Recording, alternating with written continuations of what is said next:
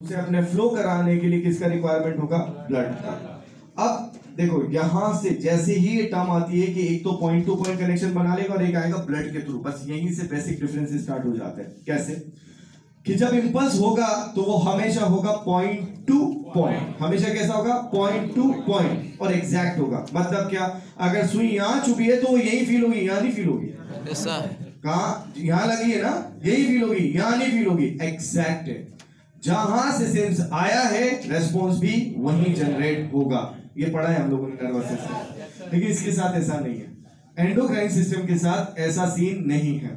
Endocrine system ने अपना secretion उठा के सबसे पहले दे दिया दुनिया के सबसे आवारा को, ब्लड। ब्लड बहुत बड़ा वाला है, हर सेल के पास जाएगा, पूछेगा लोगी। हर सेल के पास जाएगा, सेल से पूछेगा लोगी, सेल मना कर देगी, नहीं। ओके कोई बात नहीं, तू नहीं तो ये सरकेगा आगे, नेक्स्ट सेल पे जाएगा, फिर पूछेगा डू यू नीड इट। अभी लेवल बढ़ा दिया, उसको लगा कि पहले देसी में पूछा था शायद इसलिए मना नहीं कर दिया, अभी इंग्लिश में पूछूंगा do you need it. I don't need, I don't know you. Attitude सारा तू नहीं, तेरी दोस्त सही।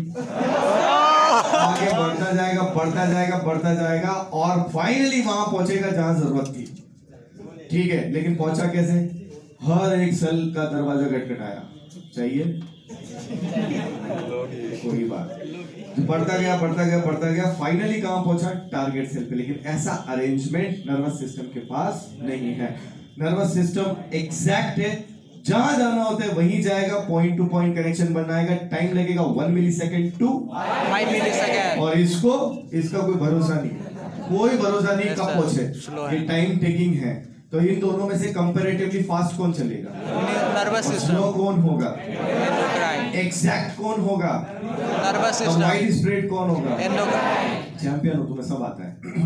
तो नर्वस सिस्टम एग्जैक्ट होता है, पॉइंट टू पॉइंट होता है और हमेशा फास्ट होता है। एंडोक्राइन सिस्टम वाइड स्प्रेड होता है, ब्लड के थ्रू ट्रेवल करता है, हमेशा टाइम टेकिंग होता है। ठीक है, तो कंपैरेटिवली अगर हम बात करें तो नर्वस सिस्टम के जो रिस्पांस होता है वो हमेशा फास्ट होगा। फास्ट इतना फास्ट 1 मिलीसेकंड टू 5 मिलीसेकंड। और ये कंपैरेटिवली डिले करता है क्योंकि ये डायरेक्ट डिपेंड करता है स्ट्रोक वॉल्यूम ऑफ हार्ट पर, एंड दैट इज, अगर एक बीट की भी बात करूं तो वो 0.8 सेकंड है।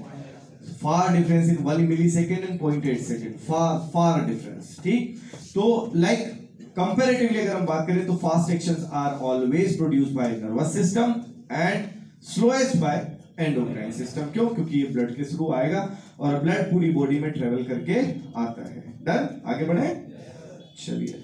अच्छा, ये टेबल जो है मॉड्यूल में दी हुई है ना, मॉड्यूल में एज इट इज है।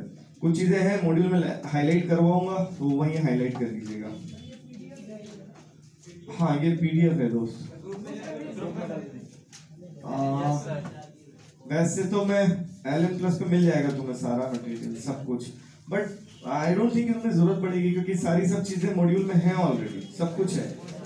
बट फिर हाँ मतलब ऑलरेडी उसमें भी कंसाइज ही है वो पूरा, जितना उसमें उतना इसमें, उल्टा इसमें एक्स्ट्रा 2-3 चीजें मैं ही ऐड करा दूंगा।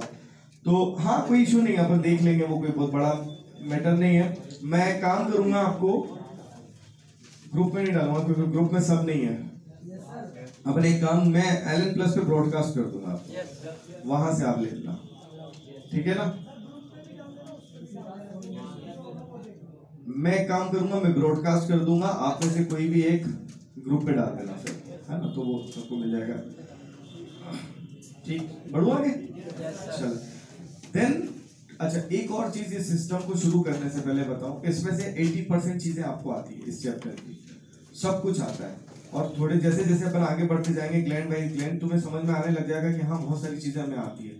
All we can do is कि हमें जो चीजें नहीं आती है कि एक तो ग्लैंड का स्ट्रक्चर, ग्लैंड से रिलीज होने वाला हार्मोन और ग्लैंड उस हार्मोन के पर्टिकुलर फंक्शन। हमें इस पूरे चैप्टर में सिर्फ 4 चीजें याद रखनी है। ग्लैंड का मतलब स्ट्रक्चर या ओरिजिन वो उसी में आ गया, और उससे रिलीज होने वाला हार्मोन, उस हार्मोन का फंक्शन 3, और अगर हार्मोन का सीक्रेशन ऊपर नीचे होता है, मतलब बढ़ता है कम होता है, तो फिर डिसऑर्डर्स क्या होंगे, ये 4 चीजें, दैट्स इट। बाकी ऑलमोस्ट फिजियोलॉजी में तुमने सारी सब चीजें पढ़ ली है, सब कुछ। अभी जैसे ही मैकेनिज्म पढ़ाऊंगा उसमें सबसे पहले उस चीज को लिंक करेंगे अपन, जितना अपन ने पहले पढ़ रखा है। ऑलमोस्ट इस चैप्टर के अंदर अपन सारी चीजें लिंक कर लेंगे, ठीक है। बढ़े आगे, चलिए। एंडोक्राइनोलॉजी, लॉजी वर्ड आता है लॉगस से, किससे? और लॉगस जो है वो होता है स्टडी। लॉगस जो वर्ड है वो किसके लिए है? स्टडी के लिए। मतलब एक ऐसी ब्रांच जो एंडोक्राइन ग्लैंड की स्ट्रक्चर और उसकी फिजियोलॉजी, फिजियोलॉजी बोले तो फंक्शन है ना। तो अगर हम लिखते हैं कि एक ऐसी ब्रांच जो एंडोक्राइन ग्लैंड की स्टडी में उसकी स्ट्रक्चर और उसके फंक्शन को एनालाइज करती है, बताती है, उस पर्टिकुलर ब्रांच को हम लोग बोलते हैं एंडोक्राइनोलॉजी। डन। यहाँ पे एंडोक्राइन एक पूरा सिस्टम हो गया, और लॉजी जो वर्ड आया है वो लोगस से आया, लोगस का मीनिंग हो गया है स्टडी। डन। सबसे पहले ये टर्म हमें किसने दी? ये सबसे पहले टर्म दी हमें थॉमस एडिसन ने, ठीक है। और यहां से टर्म आया सिर्फ एंडोक्राइनोलॉजी। एंडोक्राइन ग्लैंड्स कौन सी ग्लैंड्स होती हैं? एंडोक्राइन ग्लैंड्स वो ग्लैंड्स होती हैं जिनके पास पहली तौर पे तो डक्ट नहीं होती। Yes, sir. They are ductless gland. अब जब डक्ट नहीं है तो फिर ये अपने सीक्रेशंस को किस में छोड़ेगी? ब्लड में। ये किस में छोड़ेगी? ब्लड में। तो उस हिसाब से सलाइवरी ग्लैंड क्या हुई? सलाइवरी ग्लैंड एक्सोक्राइन ग्लैंड्स हुई। क्यों? क्योंकि उनके पास डक्ट भी है और उनका सीक्रेशन ब्लड के साथ नहीं आता, वो सीधे ओरल कैविटी में सलाइवा की फॉर्म में आता है, ठीक है। यहाँ एंडोक्राइन में बात करें तो यहाँ पे जब भी सीक्रेशन आएगा ब्लड के साथ आएगा। याद करें कंपोजिशन ऑफ प्लाज्मा, उसमें आप लोगों ने कंपोजिशन में बहुत सारे आयंस के साथ मल्टीविटामिन